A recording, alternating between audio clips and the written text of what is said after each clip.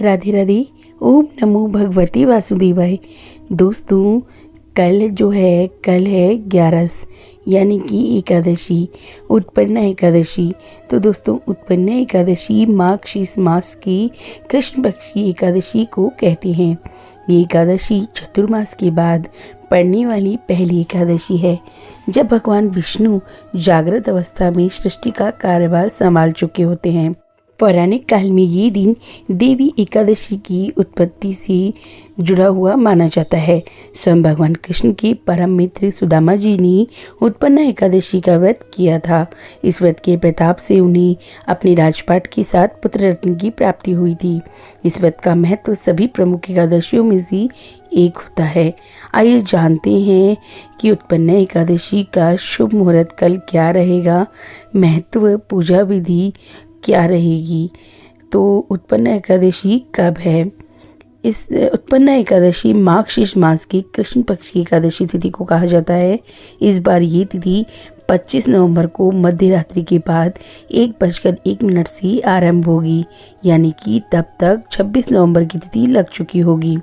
इसका समापन 27 नवंबर की सुबह 3:47 पर होगा, यानी कि उदया तिथि के अनुसार उत्पन्ना एकादशी का व्रत 26 नवंबर को रखा जाएगा।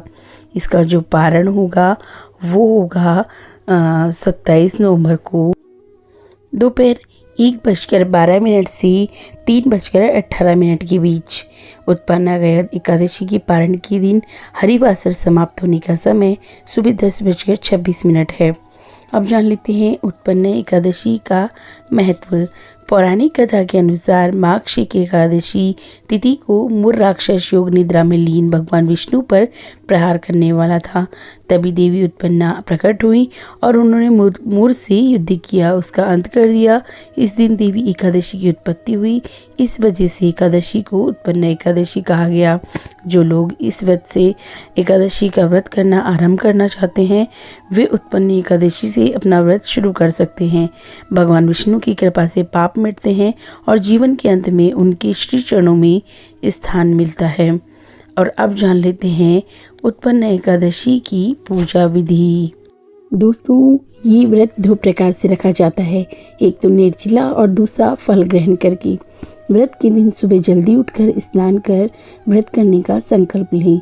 इसके बाद भगवान विष्णु को अक्षत, दीपक, नैवेद्य आदि 16 सामग्री से विधि विधान पूर्वक पूजा करें।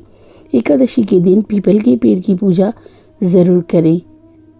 उसकी जड़ में कच्चा दूध चढ़ाएं और घी का दीपक भी जलाएं। तुलसी जी का पूजन भी करें और पूजा के दौरान ओम नमो भगवते वासुदेवाय मंत्र का जाप करते रहें। इस दिन भगवान विष्णु को फलों का और तुलसी के पत्तों को मिलाकर खीर का भोग अवश्य लगाएं। इस दिन ब्राह्मणों को भी भोजन कराना चाहिए।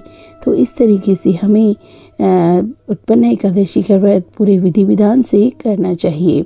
दोस्तों यदि आपको मेरे ये वीडियो अच्छा लगा हो तो प्लीज़ इसे लाइक, कमेंट और शेयर ज़रूर कीजिएगा।